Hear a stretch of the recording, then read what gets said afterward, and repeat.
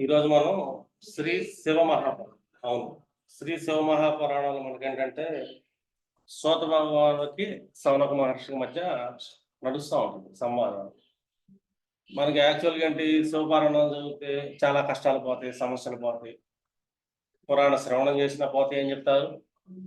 అలాగే చదివి వినిపించినా కూడా చాలా రకాల సమస్యలు పోతాయని చెప్పేసి మనకి ఎక్కువగా ఈ కార్తీక మాసంలో వాటిలో చేస్తుంటాం. ఇది జనరల్ అన్నమాట. దీంట్లో చాలా రకాల కథలుంటాయి. దేవరాజు కథని, అలాగే చెంచుల కథని, ఇంకా చాలా ఉండే పుస్తకాలు మనకి. చెంచుల భర్త కూడా ఉద్ధరింపబడిన తీరు. అంటే శివపురాణం చెప్పాల్సిన తీరు, విధానాలు ఇలాగేంటంటే చాలా రకాలుగా ఈ శివపురాణం మీద వర్కౌట్ జరుగుతూ ఉంటుంది. ఇంకా పూజలని, ఏ విధంగా వ్రతాలు చేయటం ఇదంతా ఏంటి మన శివపురాణం. మన యాస్ట్రాలజర్సంగా మన యాస్ట్రాలజికల్ వ్యూలో శివపురాణం ఒకసారి చెక్ చేద్దాం. ఇది ఎంతవరకు నిజమవుతుందో ప్రాక్టికల్ వ్యూలో మనం చూద్దాం శివపురాణం. ఇప్పుడు యాస్ట్రాలజీ వ్యూ అంటే మనకేంటి అంతకాడికి యాస్ట్రాలజర్స్ ఏం చేస్తారు? లగ్నం అంటే ఏంటి? రాశి చక్రం అంటే ఏంటి? గ్రహస్థితులు దాని మీద మనం పనిచేస్తుంటాం. ఈ దేవరాజు కథలో మనకేం చెప్పాడు? ఇంకా దాని ఏది సౌనక మహర్షికి అంటే సౌనకాచార్యుడికిను మనకి సూత భగవానుడి మధ్యలో సంవాదం అన్నమాట ఇది. వీళ్ళకేంటంటే ఒక కథను వినిపిస్తున్నాడు చూడండి అని చెప్పేసి మనకి ఇది నడుస్తుంది అద్భుత మహాత్మ్యం అని. అంటే ఇది ఒక పరమ నికృష్టుడు గురించి కథ చెప్పడం. అంటే ఊహకందని మహా అద్భుత మహాత్మ్యం అనేది పురాణానికి ఉందని చెప్పేసి సమ్ ఎగ్జాంపుల్. అంటే ఈ పురాణానికి ఉందని సౌనకాచార్య ఒక పరమ నికృష్టుడు, శాస్త్ర పరిజ్ఞానం లేని వారు సైతం ఆ పాపిని చూసి వీడికి జన్మకే కాదు ఎన్ని జన్మలకి నిష్కృతి లేదు అని అనిపించుకున్నవాడు మహోత్కృష్టుడైపోయిన కథని వినిపిస్తానని చెప్పేసి చెప్తున్నాడు. అవధరించండి అని. అంటే కలియుగంలో ఒకప్పుడు కిరాత నగరం అనే పేరు గల పేటలో దేవరాజును పేరు గల బ్రాహ్మణుడు ఉండేవాడు. అంటే ఇక్కడ బ్రాహ్మణుడు అని. ఇంకేంటి వాడు పేరుకే బ్రాహ్మణుడు గాని వానిగా ఉత్తమ వర్ణ లక్షణాలేమీ లేవు. ఇంకా చదువు సంధ్య లేదు. ఓకే. అంటే అధ్యయనాధ్యాయాలు ప్రసక్తి కూడా లేదు. ఇంకా సత్య శౌచ శమన దమాది అగ్రవర్ణ లక్షణాలు కూడా లేవు. పేదరికం మాత్రం ఉండేది. ఓకే. అందుచేత ఏవేవో పానీయాలు అమ్ముకుంటూ నిస్సంకోచంగా ప్రజలను మోసం చేస్తూ చిన్న చిన్న అవసరాలు కూడా దారి దోపిడీలు, హత్యలు చేస్తూ చట్టానికి దొరకకుండా బతుకుతూ ఉండేవాడంట. ఇతనికి వర్ణభేదం అనేది ఉండేది కాదు. అంటే అగ్రవర్ణులైనా కానీ ఎవరినైనా సరే మోసం చేయటం, లాభం వస్తుందంటే చంపేయటం అతని జీవనాధారం. అంటే తన హంతకుడు కూడా. ఇలా వీలైన వక్ర మార్గాల్లో డబ్బు పోగేసి ధనవంతుడయ్యాడు దేవరాజు. అప్పుడైనా చెడ్డ పనులు మానేశాడంటే మానేశాడేమో కానీ మంచి పని దేనికి ఒక కాసు కూడా ఖర్చు పెట్టలేదని. అంటే లోపిగుణాలు. ఒకరోజు ఇతను పొలంలో స్నానానికి వెళ్ళినప్పుడు ఒక అపురూప సౌందర్య రాశి స్థానపడిందంటే ఆమె పేరు శోభావతి. ఆమె ఒక సానిపాప. అతడు ఆమె అందానికి ముగ్ధుడై ఆమె కులాన్ని, శీలాన్ని పట్టించుకోకుండా మోహసాగరంలో తలమునకలుగా కింద మీద కానకుండా ఆమె వివాహాన్ని చేసుకున్నాడు. ఆమె సహజంగానే సంతోషంగా అంగీకరించిందంట. అప్పటికే అతనికి పెళ్ళయింది, భార్య బతికే ఉందని తెలిసి కూడా ఒప్పుకుంది అమ్మాయి. ఏం పేరు? శోభావతి. ఇంకా ఎంత ధనాన్ని సంపాదించినా పాపాలు ఇంకా మానలేదు. చివరికి అతను తల్లిదండ్రులను, భార్యని కూడా చంపటం, వాళ్ళ ఆస్తిని, ఆభరణాలు కూడా తీసుకొచ్చి ఈమెకి ఇచ్చి ఆనందించి మురిసిపోయాడంట. అది ఈ స్వభావం. ఇంకా ఆమెతో కలిసి అభక్ష్య భక్షణం చేస్తూ నిషిద్ధ పానీయాలను సేవిస్తూ సంపూర్ణంగా భ్రష్టుడు అనిపించుకున్నాడు. ఒకరోజు అతను ఏదో పని మీద ప్రతిష్టానపురం వెళ్ళి అక్కడ ఎవరి కోసం ఎదురు చూస్తానంట. అక్కడ శివాలయంలో చాలాసేపు కూర్చున్నాడు. ఆ కోవిల్లో ఎందరో సత్పురుషులు గుమిగూడి ఉన్నారు.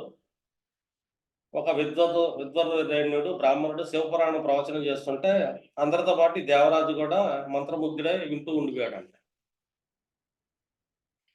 అంటే చాలాసేపు ఉండిపోయాడు అక్కడ. అంటే ఒక జర్నీ చేస్తే ఒకదాడు కూర్చుంటే కథలనే స్థితి చెప్పింది. ఇంకా అతనికి తీవ్రమైన జ్వరం వచ్చింది. ఇంకా ఇతర బ్రాహ్మణులు అతన్ని కోవిల్లో ఉంచి చికిత్స చేశారు. అలా అతడు కోవెల్లో నివసిస్తూ శివపురాణాన్ని, ఇతర శివ సంబంధ గీత వాద్యాది శబ్దాలు విన్నాడు. అలా ఒక 4 రోజుల పాటు శివుణ్ణే వింటూ మరణించాడు అనమాట, చనిపోయాడు. అతనికి ఆలుబిడ్డలు ఎవరు రాలేదు. యమదూతలు వచ్చి పాశాలతో తీసుకెళ్ళిపోయారు. ఇంకా యమద్వారం దగ్గరే శివదూతలు అడ్డగించారంటే, తెల్ల పంచులు కట్టుకొని, ఒంటి నిండా భస్మం, నుదుట త్రిపుండరాలతో, జడలు కట్టిన తలలతో, మెడలో రుద్రాక్షలతో, అద్భుతమైన తేజస్సుతో, అంటే శివుని వలె వెలుగుతున్న వారిని చూడగానే యమదూతలకు భయము, భక్తి 2 కలిగాయి. అయినా ఈ పాపిని ఎందుకు శిక్షించాలో, ఎలా శిక్షించాలో వారు శివదూతలకు విన్నవించసాగారు. ఈ కలకలానికి యమధర్మరాజు లోపల నుంచి వచ్చి ద్వారం దగ్గరికి శివదూతల్ని ఆహ్వానించి, గౌరవించి, ఆ తర్వాత తమ భటులతో వారి తప్పేమి లేదని, ఆ దేవరాజు అదృష్టం కొద్దీ వారి సుదీర్ఘ పాపాత్మక జీవితంలో చివరి 4 రోజులు శివాలయంలో ఉండిపోయి శివార్చన ధ్వనులు వినడం వల్ల పాపాలన్నీ దగ్ధం అయిపోగా శివపురాణ ప్రవచనం వింటూనే ఉండటం వల్ల శివలోకం చేరాడని ఓదార్చాడు. అంటే ఇక్కడ మనకేం చెప్తుంది శివపురాణాల్లో? అంటే ఈ శివుడి యొక్క పురాణాలు వినే కొద్ది ఏంటంటే పాపాలు దగ్ధం జరుగుతాయి అని. అంటే మనకి రుద్రుడు ఏంటంటే సర్వాన్ని నాశనం చేస్తుంటాడు అని చెప్పి మనకి ఈ కథలో ధర్మం అన్నమాట. ఇలాంటి మరొక రహస్య కథలు కూడా ఉన్నాయి, వినిపిస్తానని చెప్పి అంటాడు. ఇంకా అధ్యాయం 2లో ఇంకా చెంచుల కథ అని చెప్పి చాలా రకాల కథలు. ఇప్పుడు ఈ కథను మనం ఆస్ట్రాలజికల్ వ్యూలో ఎలా చూద్దాం. ఇక్కడ ఏం చెప్పాడు? కిరాత నగరం అని ఇచ్చాడు. అంటే కిరాత నగరం అనే పేరు గల పేట. ఇప్పుడు మనకి జాతకంలో చూసుకుంటే ఏంటి, ఇప్పుడన్నా రాశి చక్రాన్ని ఒక ఏరియా కింద తీసుకుంటాం. ఆ ఏరియాలో 12 గళ్ళు, 5 గళ్ళు. ఈ పేటను మనం ఏం చూసుకుంటాం? కిరాత అని ఇచ్చాడుగా. ఈ కిరాత మనకి ఏ నక్షత్రం వచ్చి పడింది చూస్తే, కీ అనేది మనకి ఆల్మోస్ట్ చెక్ చేసుకున్నాం అనుకో, మృగశిర 4వ పాదంలో పడుతుంది కీ అనే పదం. మృగశిర 4వ పాదం అంటే మనం ఇక్కడ రాశి చక్రం వేసుకొని దాన్ని లగ్నంగా తీసుకున్నాం, మృగశిరని. ఓకేనా? అది లగ్నం. ఎందుకంటే మన చక్రంలో అతను కీ అనే కథలో పెట్టాడు కాబట్టి ఈ కిరాత నగరాన్ని మృగశిర 4వ పాదం లగ్నంగా తీసుకుందాం. మిథున లగ్నం అండి. 4వ పాదం మిథునంలో పడుతుంది, మిథున లగ్నం. ఆ పేటలో దేవరాజు అని పేరు గల బ్రాహ్మణుడు. అంటే బ్రాహ్మణుడు అని మెన్షన్ చేస్తున్నాడు. 2 దేవరాజు. ఇప్పుడు బ్రాహ్మణ కులానికి మనకి గురువు ఆధిపత్యం. గురువుకి 2 రాసులు ఉన్నాయి, ధనుస్సు ఉంది, మేనం ఉంది. ఈ దే అనే పదం దేంట్లోకి వస్తుంది మనకి? దేవరాజు అనేది రేవతి 1వ పాదంలోకి వస్తుంది. అంటే మనం చంద్రుడు అక్కడ కూర్చోబెట్టాం. అంటే మన చంద్రుడు ఏ రాశి నక్షత్ర పేద ఉంటే ఆ రాశి వస్తే నక్షత్ర పాదాలతో పేర్లు పెట్టుకుంటాం. ఇది మన ఆచారం. ఈ దేవరాజు అన్నప్పుడు చంద్రుడు ఎక్కడ కూర్చున్నాడు? ఇప్పుడు మేనంలో కూర్చున్నాడు. లగ్నం ఏమైంది మనకి? ఇక్కడ ధనుస్సు అని. మేనం అనేది ఇది 10వ భావం అవుతుంది. సరే, ఇక్కడ ఏం చెప్పాడు? వాడు పేరుకే బ్రాహ్మణుడు కానీ ఉత్తమ వర్ణ లక్షణాలు ఏమీ లేవు అని. బ్రాహ్మణుడు ఉత్తమ వర్ణం అంటే ఉచ్చ స్థితి, త్రికోణ స్థితి ఉత్తమ వర్ణాలు. వర్ణాలు లేవు అంటే నేత స్థితి అని. ఇక్కడ మన గురువుని ఏం చేసాం? ఇక్కడ ఆటోమేటిక్ గా నేతలో పెట్టేస్తాం, పరమ నేతలు. అంటే పరమ నీచుడు నికృష్టుడు అని పెట్టాడుగా, ఆయన అక్కడ పెట్టాం. అంటే గురువు స్థితి వచ్చింది మనకి. అంటే 2 రకాలు వచ్చింది. రెండోది ఇంకేంటి? సత్య శౌచాది లక్షణాలు లేవు, పేదరికం ఉంది. ఏమేమో పానీయాలు అమ్ముకుంటున్నాడు. అంటే ఇక్కడ మళ్ళీ కర్మ లేదు. ఆల్మోస్ట్ మనకేంటంటే చంద్రుడు ఎక్కడ పడ్డాడు? 10మలో కూర్చున్నాడు కాబట్టి కర్మస్థితిలో ద్వితీయాధిపతి మిథునానికి ఆయనే అక్కడ 10మలో కూర్చున్నాడు కాబట్టి దేవరాజు పేరు బట్టి మనకి కర్మ నడుస్తుంది అనుకోవచ్చు, తిండి దెప్పల కోసం. 2 పానీయాలు అమ్ముతున్నాడు, లిక్విడ్. అక్కడ రాహుని కూర్చోబెట్టాం. అంటే ఈ సురా పానీయాలు, ఆ పానీయాలు, ఈ పానీయాలు రాహు ఆధిపత్యం ఉంటుంది. చంద్రుడు రాహు కలిశాడని మనకి ఇక్కడ రాహు మనం 10మలో కూర్చోబెట్టాం. 10మలో రాహు కూర్చుంటే మనకి చతుర్థంలో ఏమవుతున్నాడు? ఆటోమేటిక్గా కేతువు స్థితి పొందుతున్నాడు. ఇంకా దారి దోపిడీలు చేస్తున్నాడు, చిన్న చిన్న అవసరాలు. మరి చిన్న చిన్న అవసరాలు, డైలీ అవసరాలు అనేది 6వ భావం తీస్తుంది. ఇది కుజుడు యొక్క స్థితి. అక్కడ దారి దోపిడీలు చేస్తాం, చట్టం తరపున బతుకుతున్నాడు అని. ఇక్కడ మనం ఏంటి? ఆ కుజుడిని కూర్చోబెట్టేస్తాం. ఎందుకు? ఎవరు చేస్తున్నారు? దేహం చేస్తున్నాం కాబట్టి దేహకారకుడు చేస్తున్నాం. కుజుడిని అక్కడ కూర్చోబెట్టాం ఈ వ్యక్తికి. 6వ భావంలో కుజుడు వచ్చాడు మనకి. ఓకేనా? ఇక వర్ణ భేదాలు లేవు, అగ్రవర్ణాలను కూడా మోసం చేస్తాడు. అంటే కుజుడు 6 ఇంట్లో కూర్చున్నాడుగా. ఇప్పుడు 6 ఇంట్లో కుజుడు కూర్చోగానే ఆటోమేటిక్గా కుజుడికి 159 యాక్సెస్ ఎక్కడికి వెళ్ళిపోతుంది, చంద్రుడితో వెళ్ళిపోతుంది. 6 ఇంట్లో కుజుడు 10లో ఉన్న చంద్రుడిని రాహుని కూడా చూస్తున్నాడు. అంటే ఇక్కడ ఏంటి ఇతను మళ్ళీ నెగిటివ్గా క్రోధ లక్షణాలు, అంటే చంద్రుడు కుజుడు 159 యాక్సెస్ కదా, హైలీ యాంగ్జైటీ పనులు చేస్తుంటాడు, ఎమోషనల్ పనులు చేస్తాడు. 6 ఇంట్లో కుజుడు అంటే కంప్లీట్ గా మోహం, మదమాశ్చర్యాలు, అరిషడ్ వర్గాలు, శత్రు గుణాలు, లోప గుణాలు, చోర గుణాలు అన్నీ వచ్చేస్తాయి. ఇక్కడ వరకు వచ్చినాయి మన ప్లానెట్ గురించి. మనకి ఎన్ని ప్లానెట్స్ వచ్చినాయి ఇప్పుడు? గురువు నీరస స్థితి వచ్చింది, చంద్రరాహులు వచ్చారు, ఆటోమేటిక్గా కేతు వచ్చాడు, కుజుడు వచ్చాడు. ఇంకా రావాలని సూర్యుడు, బుధుడు, శని రావాలి. సరే, ఇక్కడ వరకు వచ్చింది మనకి ఒక క్యాలిక్యులేషన్. జనాలను చంపడం జీవనాధారం అయింది. వక్ర మార్గాల్లో కూడా డబ్బును పోగు చేస్తున్నాడు, ధనవంతుడు అయ్యాడు. గురువు అష్టమంలో కూర్చుంటే అంటే ఇక్కడ మనం ఏం చెప్పాము, ఒక గ్రహం 3, 6, 8, 12లో ఉన్నప్పుడు ఇన్ కేసు ఆ గ్రహం నీచబడితే ధనయోగాన్ని ఇస్తాడని చెప్పాం. కాబట్టి ఇక్కడ గురువు ధనయోగాన్ని ఇస్తున్నాడు నీచమల్ల వాళ్ళు. కాబట్టి ఓకే, ఎందుకంటే సప్తమాధిపతి మళ్ళీ నీచపడ్డాడు, వ్యాపారాలు, నీచ వ్యాపారాలు, ధనాన్ని ఇస్తాడు. మనం ఎప్పుడైనా గ్రహం ఉచ్చ స్థితి పొందిందంటే ఒక రకమైన ఇబ్బంది. నీచగ్రహ స్థితి అష్టమ భావంలో కానీ తృతీయ భావంలో కానీ పడిందంటే ఒక లాజిక్ ఇచ్చాడు, ధనయోగం మనకి ఇక్కడ కనబడుతుంది. ఒకరోజు పొలంలో స్నానానికి వెళ్ళినప్పుడు అర్థమైనా ఒక సౌందర్యవశ అన్నాడు, ఆమె పేరు శోభావతి. ఈ శోభావతి అనే పేరు ఇచ్చాడు కదా, ఆమెకి స్త్రీని ఇచ్చాడు కదా. ఆమె మళ్ళీ ఏమైంది, సాని అనే క్యాస్ట్ ఇచ్చాడు, అంటే తక్కువ జాతి. అర్థం. అప్పుడు తక్కువలో స్త్రీ, ఇతర స్త్రీ అనగా మనం మళ్ళీ బ్రాహ్మణ లెక్కేస్తుంటే ఉన్నత వర్ణాన్ని తీసుకుంటాం, కానీ ఇక్కడ తక్కువ జాతి అని చెప్పాడు, మళ్ళీ స్త్రీ చెప్పాడు, సాని అని చెప్పాడు. మళ్ళీ పేరు సో ఇచ్చాడు. ఈ సో ఎక్కడ పడుతుంది మనకి, ఈ పూర్వ భాద్ర 1వ పాదంలోకి వెళ్ళిపోతుంది, కుంభరాశిలోకి. ఈ శుక్రుడు మనం అక్కడ ప్లేస్మెంట్ చేసాం. ఇప్పుడు మనకి శుక్రుడు ఏంటి 9th ఫస్ట్ ప్లేస్ అయ్యాడుగా. ఈ స్వభావంతో మహాసాగరంలో ఉన్నాడు. ఇంకా ఆయన వివాహం చేసుకున్నాడు, ఇదంతా బాగుంది. అంతా కలిసి మళ్ళీ అభక్ష్య భక్షణ చేస్తూ నిషిద్ధ పానీయాలు సేవిస్తున్నాడు. ఇప్పుడు స్వభావతిని 9th దగ్గర ఈయన కూర్చున్నాడు అనుకో, శుక్రుడి నుంచి ద్వితీయంలో ఎవరు కూర్చున్నారు, మళ్ళీ రాహు చంద్రుడు కూర్చున్నాడు.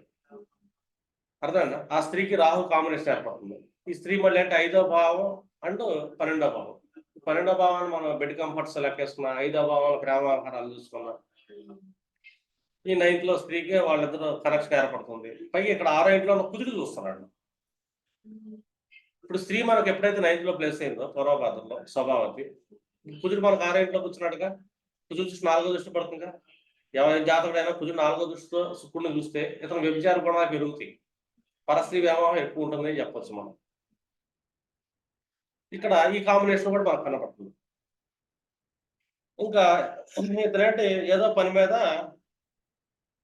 ప్రస్థానపురం వెళ్ళాడు. ఇక్కడ షార్ట్ జర్నీ లాంటి ఎవరు మనకి 3rd లార్డ్.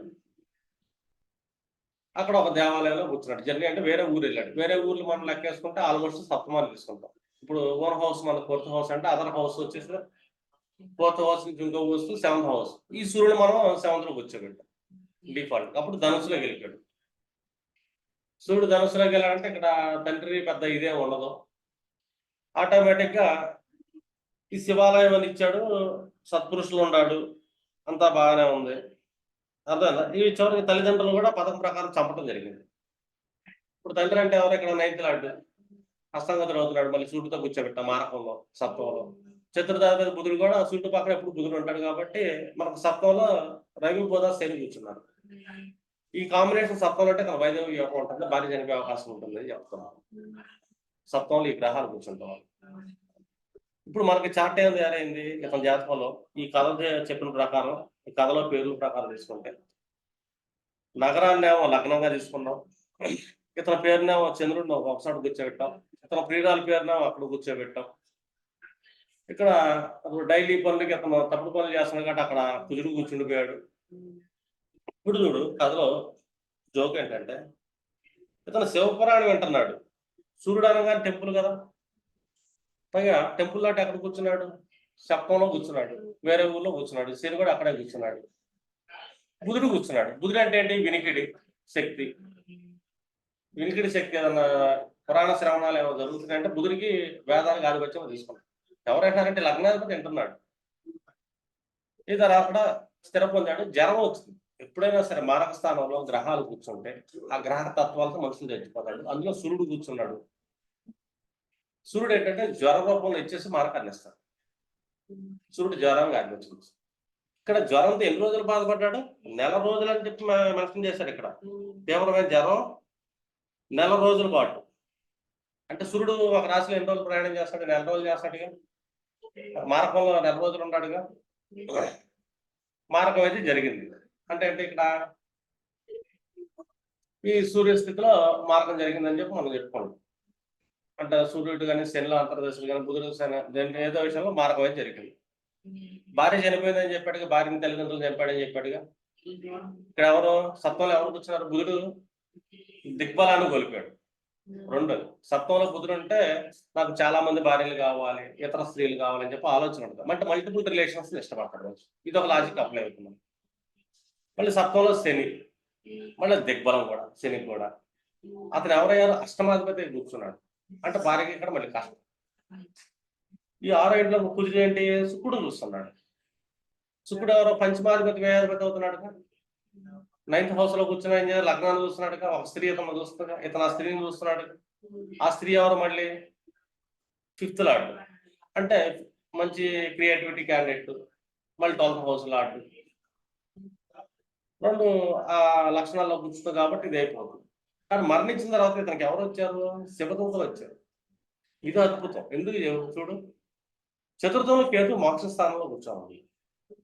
ఎప్పుడైతే కేతు మోక్ష స్థానాన్ని ఆక్యుపై చేస్తాడో అతని కర్మ ఏంటంటే ఏదో ఒక రూపంలో స్వర్గాన్ని తీసుకెళ్ళిపోతుంది. మోక్షం అది ఇంతే. ఆ మోక్షానికి కారణం కూడా ఏంటి? ఇతను స్టే చేశాడు ఎక్కడ? సూర్యుడితో కలిసి టెంపుల్లో స్టే చేశాడు. ఎవరు? లగ్నం. లగ్నం అంటే బుధుడు కదా. సూర్యుడు అంటే టెంపుల్. అది వేరే ఊర్లో టెంపుల్. సూర్యుడు సత్వంలో కూర్చున్నాడు. స్టే చేయడం ఉంటుంది అక్కడ. అక్కడ రోగం వచ్చి ఆగిపోయాడు. అంటే శరీరం ఇబ్బంది పడతాం, మంచాన్ని పడతాం. ఇదంతా ఏంటి? శని చేస్తాడు. శని మంచాన్ని పడేస్తాడు. ఎలాగా? సూర్యుడు రోగం నెల రోజులు ఉన్నాడు. ఇక్కడ శని ఏం చేస్తున్నాడు? మళ్ళీ చూడు, సప్తంలో ఉన్న శని శుక్రుడు చూస్తున్నాడు 3వ భావంతో.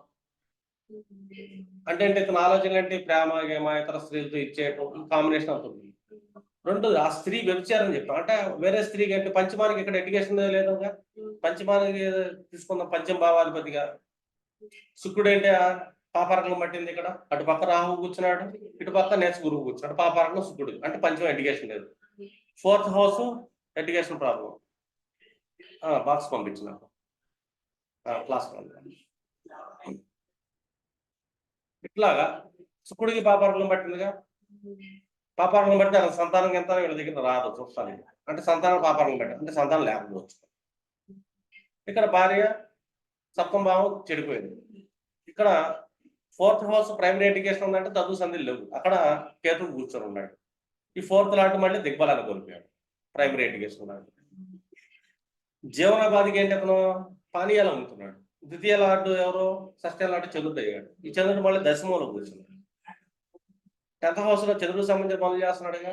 అందులో మత్తు పానీయాలు, మళ్ళీ విషపానీయాలు అంటే మళ్ళీ రాహు కూర్చున్నాడు అక్కడ.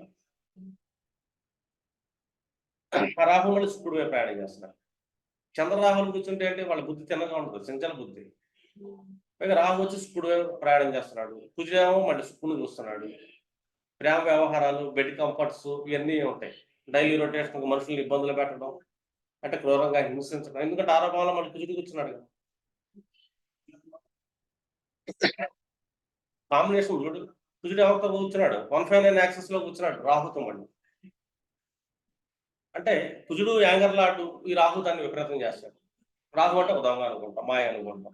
చంద్రుడితో కలిసాడు. మళ్ళీ నోరు తెస్తే అబద్ధాలు చెబుతారు. మళ్ళీ కర్మలో మళ్ళీ తప్పుడు పనులు చేయడం. అంటే ఈ కథలో మనం ఏం జస్ట్ పేర్లు తీసుకున్నాం. ఆ పాదాల మీద ఆ ప్లానెట్ ని కూర్చోబెట్టాం. ఒక చార్ట్ అయితే ఆడింది.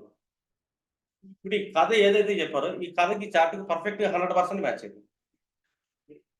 అంటే మన పురాణాల్లో ఏంటంటే జ్యోతిషాన్ని దాచిపెట్టారు. అంటే పేర్ల రూపంలో మనం తీసుకెళ్లి కూర్చోబెట్టామనుకో, గుణ రూపము, పేర్ల రూపము. స్త్రీ అనగానే మనం అంటే భావము, అర్థమైందా? సంతోషం, ఇవన్నీ స్త్రీలో వస్తుంది.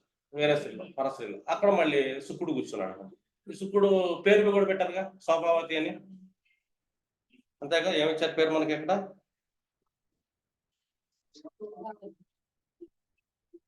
స్వభావం. మన పేరు కూడా ఉత్తరాభాద్రలో పడిపోయింది. పూర్వభాద్ర ఒకటభాద్ర వెళ్ళిపోయింది. జస్ట్ మనం ఒక పక్క నుంచి మొదలు పెడితే కిరాత నగరం దగ్గర నుంచి అతను దేవ బ్రాహ్మణుడు అన్నాడు, దేవరాజు, రాజు ఇవ్వండి. దేవ అనగానే మనం దేవతని తీసుకుంటున్నాం, పైగా అది దశంభావం అయింది. దశంభావం అంటే మన రాజు అని ఒక రకంగా తీసుకోవచ్చు. మళ్ళీ 10th హౌస్ లాడ్. ఇక్కడ ధనం బాగా వచ్చిందని చెప్తున్నారు. మళ్ళీ అష్టమ భావంలో గురుడు నీచపడ్డాడు. మళ్ళీ బ్రాహ్మణుడిగా నీచ గుణాలు కలిగి ఉంటాయని అంటే ఇక్కడ మంచి చెడు ఉండదు ధనం సంపాదించాలి. ఎప్పుడైనా అష్టమ భావంలో గురుడు నీచపడితే, అష్టమ భావం గురుడు కాదు, గురుడు నీచపడాలి. అప్పుడు వీళ్ళు ఏంటంటే మంచి చెడు ఆలోచించుకుని ధనం సంపాదిస్తారు. అర్థం కలదు. పైగా కుజుడు ఏంటి, శుక్రుడు చూస్తున్నాడు. ఎవరి జాతకంలో నాకు కుజుడు శుక్రుడు బలంగా చూస్తున్నాడు అంటే వీళ్ళ పరిస్థితి వ్యవహారం గెట్టుకుంటుంది. చిన్న చిన్న విషయాల్లో కూడా వాళ్ళు ఏంటంటే లగ్జరీ కోసం అని చెప్పి వాళ్ళ భోగాల కోసం ఏంటంటే క్రూర కర్మలు కూడా చేస్తారు. ఇక్కడ ఆరోగ్య స్థితి. ఈ కేతు ఏం చేశాడు, గురువుతో 159 యాక్సెస్ లో పడ్డాడుగా అష్టమంలో గురువుతో.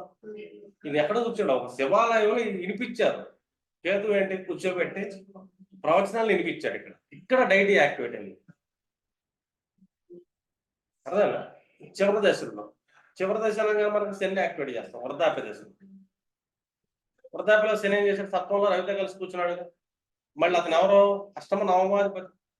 నవమం అంటే మళ్ళీ ధర్మాధిపతి, కోవిల వినబడతాం, పైగా 3వ లాంటి వెంటాం, బుధుడు మళ్ళీ వెంటాం. అంటే ఈ కాంబినేషన్స్ అంతా ఏమొచ్చింది, ఒక మిథున లగ్న జాతకుడు, దశమంలోనేమో చంద్రరాహువులు, నవమంలో శుక్రుడు కూర్చున్నాడు, అష్టమంలోకి గురుడు వెళ్ళిపోయాడు, సప్తమంలో 3 గ్రహాలు వెళ్ళి కూర్చోం, షష్టంలో కుజుడు వెళ్ళాడు, చతుర్థంలో కేతు వెళ్ళాడు. అంటే ఒక దేవరాజు కథను తీసుకుంటే మనకు ఈ చార్ట్ అనేది తయారైంది. అంటే ఒక చార్ట్ మనం ఏంటంటే కథలో చాలా చార్ట్లు తయారు చేసి ఆ కథలు ఏంటంటే నిక్షిప్తంగా దాచిపెడతారండి. ఆ గ్రహాలు మనం తీసుకొచ్చాము, ఆ పేర్లను తీసుకొచ్చి కూర్చున్నాము, మనకంటే పేర్లు తెలుసుగా. ఒక్కొక్క నక్షత్రానికి 4 పాదాలకు 4 పేర్లు ఉంటాయి. హలో తీసుకుంటా. ఇట్లా మీరేంటంటే కొన్ని ప్రాక్టీస్లు చేసినప్పుడు ఒక స్టోరీ తీసుకున్నాం మనం, ఆ స్టోరీ నిజమే కాదనుకుంటే ఎగ్జాక్ట్ కనబడిపోయింది. మనం ఒక్కొక్క గ్రహాన్ని అక్కడ కూర్చోబెట్టాం, వాళ్ళు ఇచ్చిన పేర్లను బట్టి, కర్మను బట్టి పెట్టాం. మొత్తం చాటు చూస్తే మోక్షం కనబడుతుంది మనకి. గురుకేతులు కనబడ్డారు. గురువు మోక్ష స్థానంలో కూర్చున్నాడు, కేతువు మోక్ష స్థానంలో కూర్చున్నాడు. జీవకారకుడు గురువు. జీవం ఎక్కడికి వెళ్ళింది, మోక్ష స్థానంలోకి వెళ్ళిపోయింది కదా. కేతువు కూడా మోక్ష స్థానంలో కూర్చున్నాడు, అతను 159 యాక్సెస్ లో పడ్డాడు. మోక్షం అయితే వస్తుంది వీళ్ళు. కానీ దేహం ఏం చేసిన ఆరోభావంలో కూర్చొని బాగా శుక్రుడి మీద దృష్టి పడటం వల్ల, రెండోది అష్టమ దృష్టి లగ్నాన్ని చూస్తున్నాడు ఆరోభావంలో కూర్చొని, ఇతను అన్ని క్రూర కర్మలు చేస్తాడు. ఈ శరీరం అంతా ఎన్నో క్రూర కర్మలు చేశాడు. చూడు ఎంత విచిత్రంగా ఉంది. కానీ పాస్ట్ లైఫ్ అనేది ఏంటంటే ఇతన్ని తీసుకెళ్ళింది మోక్షం. అంటే అతను కర్మలు అనిపించాడు, చేశాడు. ఇన్ని చేసినా కూడా లాస్ట్ నెల రోజులు జ్వరంతో ఉండి దేవాలయంలో కోవిల్లో ఉండి శివగాథలంటా కూర్చోడు. అంటే ఇక్కడ మళ్ళీ దేవుడు యాక్టివేట్ అయ్యాడు. ఎందుకు 9th లాట కూర్చున్నాడు రవితో కలిసి, టెంపుల్ లాట ఇది అయ్యాడు. పైగా కలపరుచుకుంటలో ధనుసు అయింది. మళ్ళీ 9th సూర్యుడు అక్కడికి వెళ్ళిపోయాడు. అంటే పంచమాధిపతిగా పూర్వజన్మ పుణ్యంగా కలపరుచుకున్న ప్రకారం సూర్యుడు ఇతను లగ్నాథ్ సప్తంలో కూర్చున్నప్పటికీ కూడా అతను కూర్చున్నాడుగా టెంపుల్ లాటు. 3, 6 లాటు బుధుడు లాటు కూర్చున్నాడుగా కాలపరుచుకుంటల ప్రకారం. అర్థమేనా? అంటే కాలపరుచుకుంటలో చూసుకున్నా సరిపోతుంది. ఇతను వ్యక్తిగతంగా లగ్నం వచ్చేదానికి మనకు మరొకసారి అయింది. ఈ లగ్నాన్ని మళ్ళీ కుజుడు చూస్తున్నాడు, 6వ భావంలో కూర్చున్నాడు. అంటే లగ్న నక్షత్రాధిపతి 6లో కూర్చున్నాడు. ఇతను ఉండే లక్షణాలు ఏంటి, అరిషట్ వర్గాలు, కామక్రోధ లోపాలు పర్ఫెక్ట్గా ఉంటాయి. అర్థమేనా? చంద్రుడితో కలిశాడు, ద్వితీయాధిపతితో 159 యాక్సెస్ లో. సైకలాజికల్ ఎమోషన్ కూడా అలాగే ఉంటుంది. చతుర్థాధిపతిని బుధుడు మళ్ళీ దిగ్బలాన్ని కోల్పోయాడు సప్తంలో. అతను బుద్ధి సరిగ్గా పనిచేయదు. పైగా అస్తంగతుడు శనితో కలిసి కూర్చున్నాడు. మహాబద్ధకస్తుడు. బద్ధకస్తుడు మళ్ళీ ఏ పని చేయడు, లేజీ, అన్ని తప్పుడు పనులు చేద్దాం అనుకుంటాడు. ఇంకా శని బుద్ధులు కరెక్షన్ ఏర్పడితే అక్కడ బద్ధకానికి పరాకాష్ట. సప్తం బుధుడు ఏం చేస్తాడు, లాట్ ఆఫ్ రిలేషన్స్ కావాలి, ఇతర స్త్రీలతో సంభోగం కావాలంటాడు. ఇట్లా కూడా మళ్ళీ బుధుడు సప్తమానికి కనెక్ట్ అయింది. అతనికి ఆ గుణం ఏర్పడతాం, పైగా ఒక స్త్రీ కనపడతాం, సౌభావతి స్త్రీ. పూర్వపాత్రలో కూర్చుంటాం, శుక్రుడెళ్ళి పంచమాధిపతి అవుతాం, ఆమె మీద ఇతనికి ప్రేమ కలగటం, కుజుడు దృష్టి పడతాం 4వ దృష్టితో. ఆవుని ప్రొటెక్ట్ చేస్తాడు. కుజుడు ఏం చేస్తాడు? ప్రొటెక్ట్ చేస్తాడు. కానీ మార్కాన్ని ఎవరిస్తాడు? 2 ఇంట్లో ఎవరు కూర్చున్నారు? భర్త భార్య స్థానం కూర్చుంది. అర్థమైందా? ఈ భార్య ఏమైంది? కేతు అయింది కదా. భార్య గురుడయ్యాడు ఇక్కడ సప్తమం, భార్య స్థానం సప్తమాధిపతి కేతుతో కనెక్ట్ అయ్యాడు. మనపైన కట్ అయిపోయింది. అంటే భార్యను కూడా చంపాడు. అంటే ఈ కాంబినేషన్ మొత్తం మనం స్టడీ చేస్తుంటే చార్ట్, ఈ కథ దేవరాజు కథకి పర్ఫెక్ట్‌గా సెట్ అయింది. మీరు ఇలాగా చూస్తున్నారు వేదాలు, పురాణాలు, యాస్ట్రాలజర్స్ చదువుతున్నప్పుడు ఆ స్టోరీలో తీసుకోమని యాస్ట్రాలజికల్ వ్యూలో వాళ్ళు ఏం దాచిపెట్టారు దాంట్లో. మనకు అన్ని మెన్షన్ చేస్తాం కదా. ఒక్కోసారి నక్షత్రంలో పుట్టి కూడా మెన్షన్ చేస్తాం మనం. వాళ్ళ క్యారెక్టరిస్టిక్స్ చెప్తా ఉంటారు. అర్థమైందా? ఇక్కడ బ్రాహ్మణుడు నీచపడ్డాడని చెప్పినట్టే కదా. సద్గుణాలు లేవు, అన్ని నీచగుణాలే. బ్రాహ్మణంగా మనం గురువుని తీసుకుంటాం. నీచగుణాలంటే అదే. అర్థమైందా? రెండోది, అతను వ్యాపారాలు చేశాడు. బుధుడు దిగ్బలాన్ని కోల్పోయాడు. కర్మ ఏమైంది? అక్కడ చంద్రుడు కూర్చున్నాడు మనకి దేవరాజు అని పేరుతో రేవతి నక్షత్రంలో. చంద్రుడు ఎక్కడ కూర్చున్నా? బుధ నక్షత్రంలో కూర్చున్నాడుగా.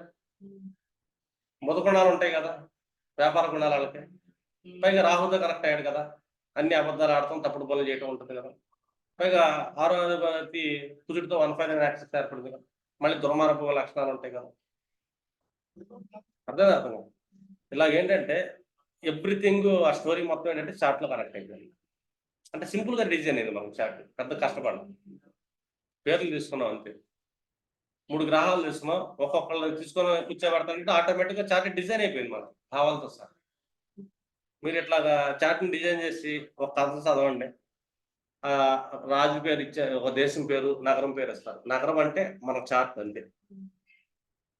ద్వాదశ భావాలున్న ఒక రాశి చక్రం, ఆ నగరం పేరు ఏదైతే ఉంటుందో, ఈ పేరు మనకి 27 నక్షత్రాల్లో ఏ పాదానికి వెళ్తుంది ఆ అక్షరం, మొదటి అక్షరం చూడండి, ఆ పాదాన్ని లగ్నంగా మార్చింది.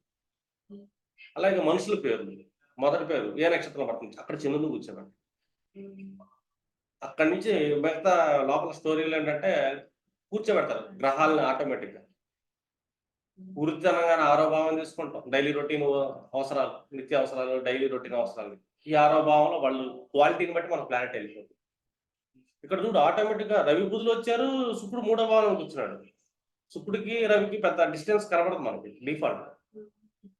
రవిని ఎక్కడ తీసుకున్నాము? వేరే ఊళ్ళో దేవాలయం పెట్టాడు. షార్ట్ జర్నీలో తీసుకున్నాం తృతీయ భావాన్ని. వేరే ఊరు అంటే మనకి 7th హౌస్, మళ్ళీ అక్కడ దేవాలయం అన్నారు డిఫాల్ట్. అది ఆటోమేటిక్ ధనుస్సు అయింది కాలపరుషుడు. రెండోది రవి దేవాలయానికి ఆధిపత్యం. రెండో అతను స్థితి పొందాడు లగ్నం అంటే బుధుడు ఆటోమేటిక్ రవితో ఉంటాడుగా. అది మన సప్తంలో ధనుసులో కనెక్ట్ అయిందిగా. శని అక్కడే కూర్చున్నాడు అష్టమాధిపతి వచ్చి. అతనికి సఫర్ అయ్యాడు. అక్కడ ఏమయ్యాడు? ఆ టెంపుల్ అతను సఫర్ అయ్యాడు. మంచాన్ని పడ్డాడు, సఫర్ అయ్యాడు. సఫర్ ఇచ్చేదెవరు? అష్టమాధిపతి ఇస్తాడు. అష్టమాధిపతి సప్తంలోకి వచ్చాడుగా. అదే కాదు, భార్య కూడా సఫర్ అయింది ఇక్కడ. భార్యకి, తల్లికి సుఖం ఉండదు, ఎందుకంటే చతుర్థాధిపతి దిగ్బలాన్ని కోల్పోయాడు. ఇతనికి పెద్ద ఇదే ఉండదు వ్యక్తిత్వం. తల్లి ఏమో సుఖం ఉండదు, ఇతనికేమో వ్యక్తిత్వం ఉండదు. లగ్నాధిపతి దిగ్బలాన్ని కోల్పోయాడు, రవితో అస్తంగతుడు అయ్యాడు. ఇంకా వ్యక్తిత్వం ఎక్కడి నుంచి వస్తుంది? ఈ మనస్సులు ఏమో రాహుతో కనెక్ట్ అయింది, దశమంలో కూర్చొని. అర్థమైందా? మళ్ళీ వ్యక్తిత్వం కోల్పోయినట్టేగా, అబద్ధాలు ఆడేవాళ్ళేగా. చూడండి, అన్ని భావాలు మన సెట్ అవుతుంది, చదువు సంధ్యలతో సహా రాశి చక్రం కూర్చొని. అలాగా మీరు కొన్ని స్టోరీస్ తీసుకున్నారు ఎగ్జాంపుల్గా.